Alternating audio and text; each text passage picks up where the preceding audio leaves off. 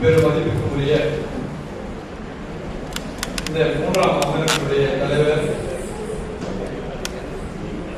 மார்க்சிய பெரியாரி பொதுவுடைமை கட்சியினுடைய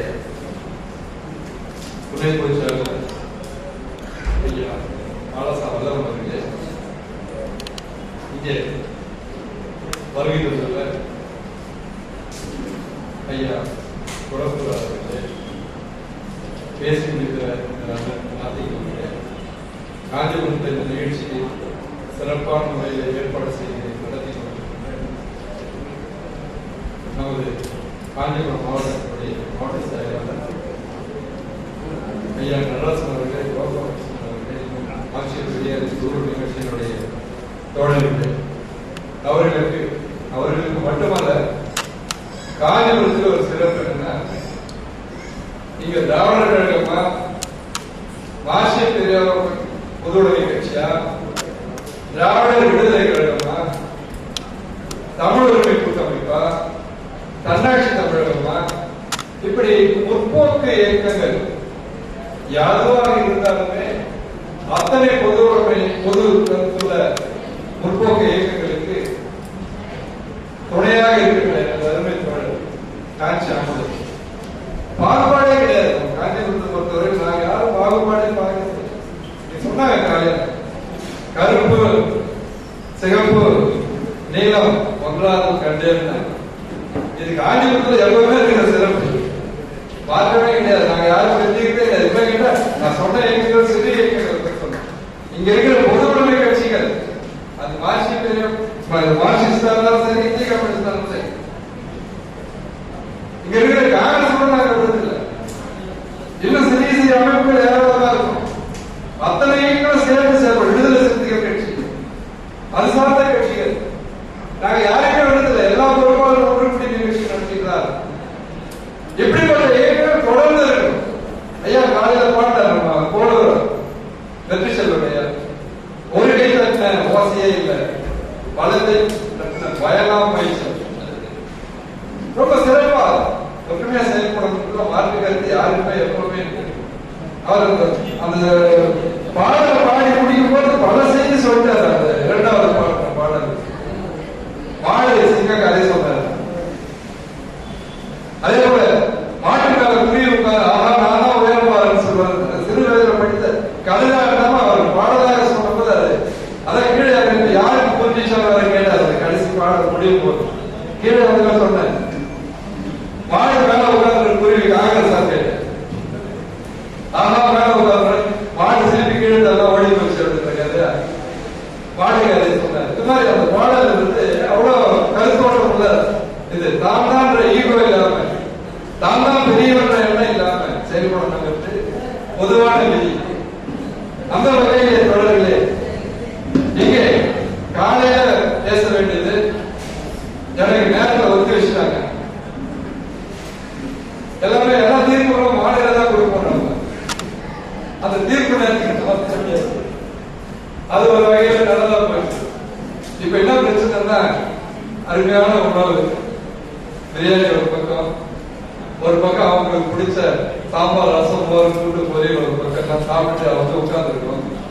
இந்த நேரத்துல எங்க அண்ணன் மாதிரி அவங்க பேசினாதான் தூக்கம் தெரியும். அவர் முதல்ல விட்டு கொஞ்சம் விழிப்பு இருந்தது.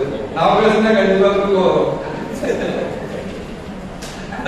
அந்த வகையில் அவர் கொஞ்சம் செல்ஃபி விட்டுருக்காரு. எப்பவுமே எங்க அண்ணன் சொல்றாரு, வேலையில பேசும்போது ஒரு கோணியில நெல் கொட்டுற மாதிரி பாருங்க.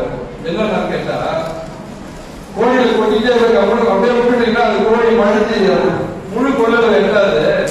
அப்பப்போ ஒரு முழு குளிக்கு விட்டீங்கன்னா இன்னும் கொஞ்சம் அதிகமா போடலாம். அது மாதிரி இவ்வளவு சிலுப்பி குளிக்கிட்டே இருக்கணும்.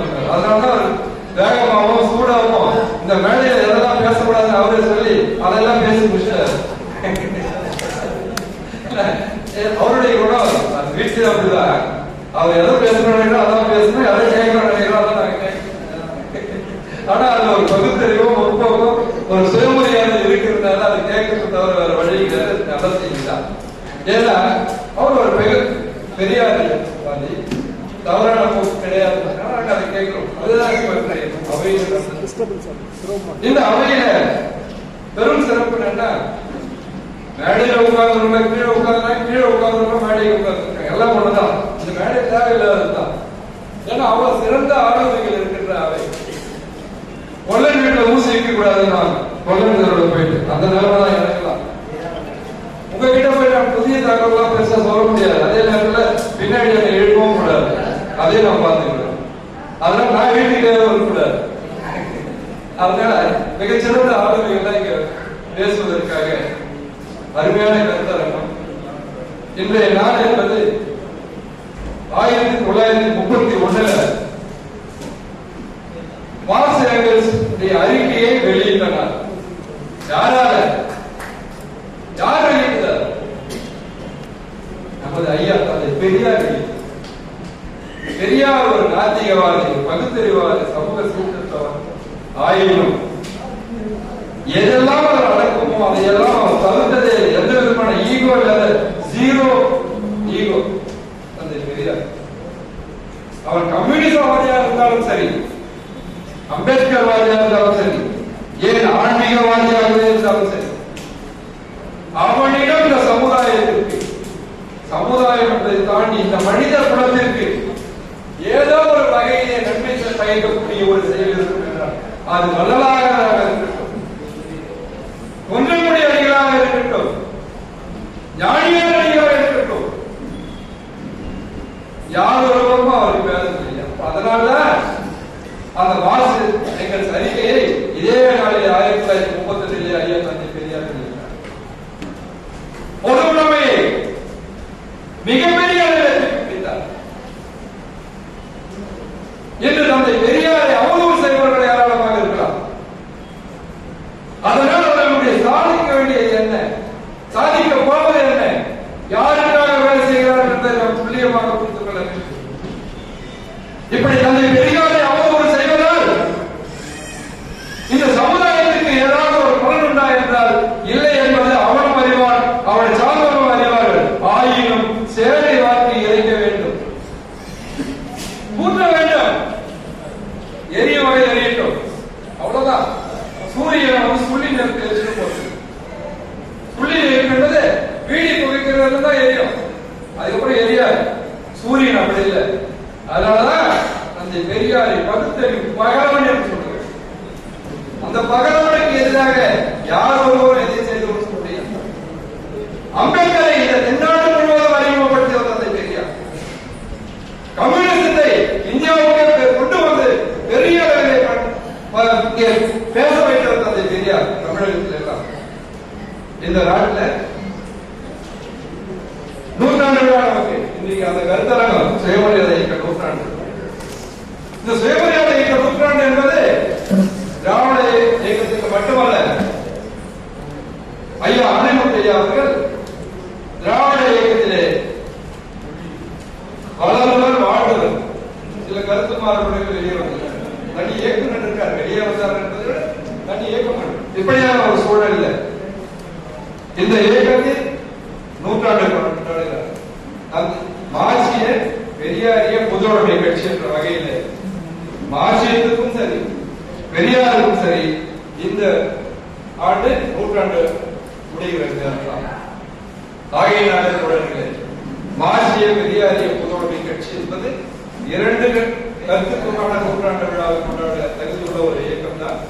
அந்த வகையிலே தொடர்களே, நான் திராவிட கழகத்தில் மாவட்ட தலைவராக இருக்கிற வகையில் எனக்கு எந்த விதமான கருத்து மாறுபாடும் கிடையாது. பெரியாரியவாதிகள் அனைவரோடும் இணைந்து பழகுகின்ற அந்த கொள்கைதான் எனக்கு உண்டு. மார்க்சிய பொதுவுடைமை கட்சியினுடைய மாநில நிர்வாகிகள் குழுவிலுள்ள இந்த அவையிலே நான் ஒன்றை மட்டும் சொல்லி என்னுடைய உரையை முடிக்க விரும்புகிறேன். இங்கே காலையிலே பேசிய பொதுச்செயலாளர் சித்தாந்தன் அவர்கள் ஆற்றிய உரையிலே கூட சொன்னார், கருப்பு நீலம் சிகப்பு கலந்து இருக்கின்றது, இது தொடர வேண்டும், இந்த கூட்டமைப்பும் தொடர வேண்டும், இப்படி தொடங்க வேண்டும் என்று சொன்னார். அந்த வகையிலே தொடர்கிறேன்.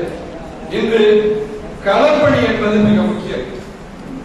களப்பணி இல்லாத பிரச்சாரம் ஒருபோதும் வெற்றி அடையாது.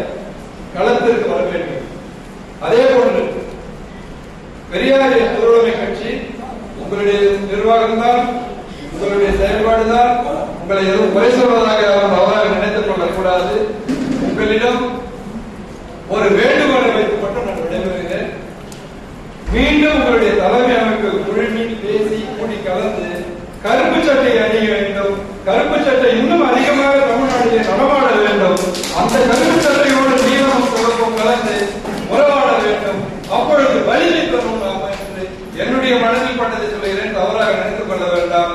இதுதான் தந்தை பெரியாருடைய கருத்து பரவலுக்கு. நாம் பேருந்தில் நடந்தாலும் சென்னையில் உட்கார்ந்து இருந்தாலும் எதிலிருந்தாலும் ஒரு கருப்பு சட்டைக்காரன் என்பதுதான் மிகப்பெரிய அடையாளமாக இருக்கிறதே தவிர அதைவிட பெரிய பிரச்சாரம் இந்த நாட்டில் இல்லை என்ற வகையிலே நாம் தொடர்ந்து கருச்சட்டைக்காரர்களாக பயணிப்போம். இயக்கங்கள் வேறாக இருக்கட்டும், சிந்தனை ஒன்றாக இருக்க வேண்டும் என்று கூறி விடைபெறுகிறேன். நன்றி, வணக்கம்.